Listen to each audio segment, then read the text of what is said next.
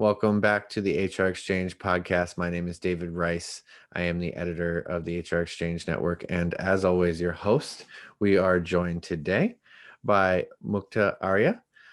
She is the regional head of human resources at Societe Generale. Welcome. Hi, thank you, David. Happy to be here. Thank you. I hope that I said your name with good pronunciation. I apologize if not.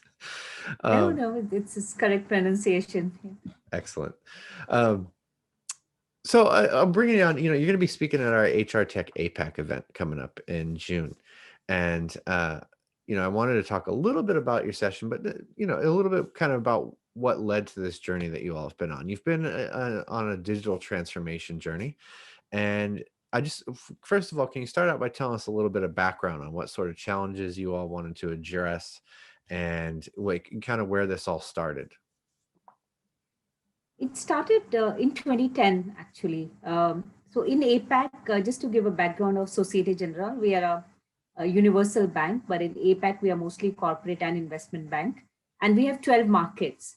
So you can imagine in a geographically spread kind of environment, when we want to have things which are related to HR, training, learning, it becomes very difficult, to fly people in. And if you can imagine now, which is not possible at all, we started looking at the digital mode of learning first, and then the other employee self-service, etc., because it saves time, but it's also more efficient. For learning and development, it was very important for us because we wanted to pass on the same message, the similar kind of quality of learning and development to all employees in the region. And that's how we started, actually, step by step in 2010. And now we feel that we are at a comfortable stage where we can say that it is quite well digitalized, and we have offers which are much more meaningful through digital mode of learning. Okay.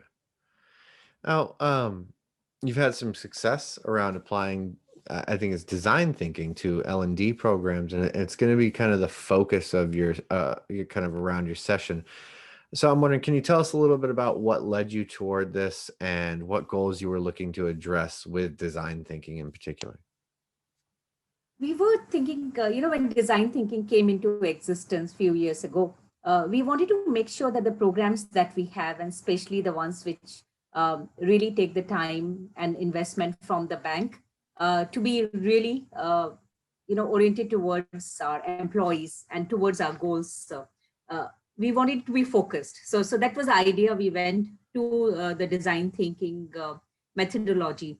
So we wanted to do it where we had people, coming from different locations, sitting together and then brainstorming, and then really going through the phases of design thinking. Last year, because of the situation that we are in, we had to change everything to digital mode because there was no other option, and we wanted to go ahead with the programs. So we did that, and through an external facilitator, using tools such as collaborative tools which are there, like Mural, etc. We went through the process, and I must say that initially there was some resistance, to doing something like this online, but it worked out very well. We did design thinking workshops for two of our big programs that we launched last year, and it was very successful. The programs were launched and we implemented them, and this year we are doing the second run. So for me, I think it's quite important to do design thinking for programs because they are focused. They take into account the views of the various people, who are stakeholders, and you really need to have programs which are attacking the problem, that you have, and not just done by HR department in isolation. So for me, that was quite important. The ownership is definitely there.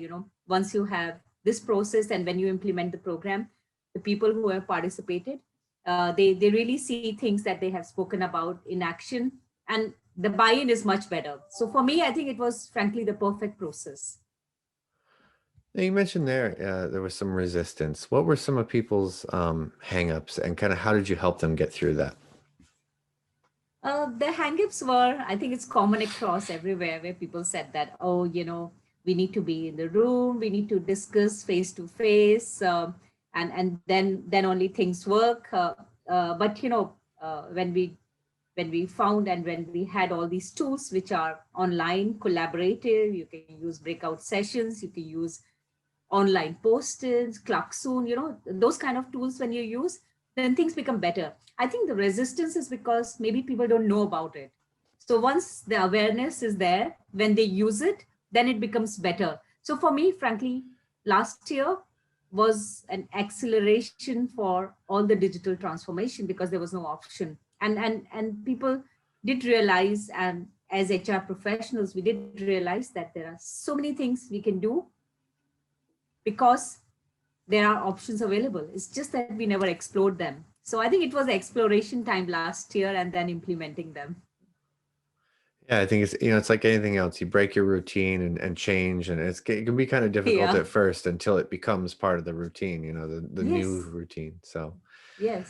um, so you've used some AI based training tools. So I'm curious. A little bit to learn a little bit more about those tools, and what are some of the areas that you feel that they've improved? The first one that we used, which was based on AI, was this communication training. So instead of using one-on-one communication training, we used this tool called Guic, which was, by the way, it was recommended to us by one of our employee who was in a hackathon, and he saw that being used, and we used it. It is so I record my voice, and it analyzes my speech patterns and tells me what are the things that I need to improve further to be a better speaker, public speaker, etc. And frankly, it worked very well. I use it all the time. Whenever I have time, 5 minutes on my phone, I use it. And we started with that, and I think it has really worked very well for us. We There are the take up rate is getting better. It was not so good in the beginning, like with all the other tools that you try to introduce in the beginning. Also, for our learning management system on a global basis, AI has been used to figure out, what are the programs that people are interested in, what could be useful for them based on the profile. So we have used that in our learning management system to basically recommend programs for people. Also, we have used we have a tool called ACE, which is for internal mobility. And it basically based on your profile, which is like a LinkedIn like profile, which we connect to ACE. It throws up also the opportunities that could be there based on keyword search. So for me, we have used it in multiple things that we have in HR. And it takes time to pick up because AI is based on the usage. And if the usage is not good, the product may not be good. So it's a question of that. And for some of these tools, we are in the process of getting people to use more. It's a journey, and I think it will be much better going forward. Yeah, that is one thing about, AI and machine learning, right? They are big data tools, and so you've got to feed a lot of data into them to get the most out of them. Yep. So, no, that's interesting. And, I'm curious as to, in terms of where you're at in this process, in terms of performance measurement, looking Mhm. at ROI, communicating that out to the organization as a whole, kind of where do you feel you are in that the journey in terms of those things? I think the most important part in these kind of journey is basically whether the mindset is there or not. And I do think that we have now reached a stage where we have overcome that, yeah, where people are more open to exploring new things and utilizing new ways of working, new ways of doing things, etc. So that we have overcome. This year, as part of our people strategy, actually, a lot of digitalization tool using HR tech is it's a major part of our people strategy. More things for employee self-service, for analyzing people analytics, uh, and and and I think it is. I would say that we are there around maybe 40%, and by end of the year, hopefully we should be there 60%. We are not 100% there, but it is going well. And really, mindset was the biggest challenge, and that I think we have overcome in the past few years. It was not easy in the beginning, but as I said, you have to keep on doing it, and then it happens. Yeah, creation of new habits, right? Yeah, yeah. um, So I guess my final question would be, what advice do you have for HR teams that are looking to implement technology in terms of, making sure that it fits your strategic HR vision? For me, the advice for the HR teams is to be really open minded, really questioning the way we have been doing things over the years and trying to see that, okay, if there is another way to do it, and being open to what's happening in the market. I think it's very important to keep an eye on what things are out there, read a lot, on LinkedIn, you will have many people who will connect with you and say that they have new technology, it's a new startup, which is doing this and this.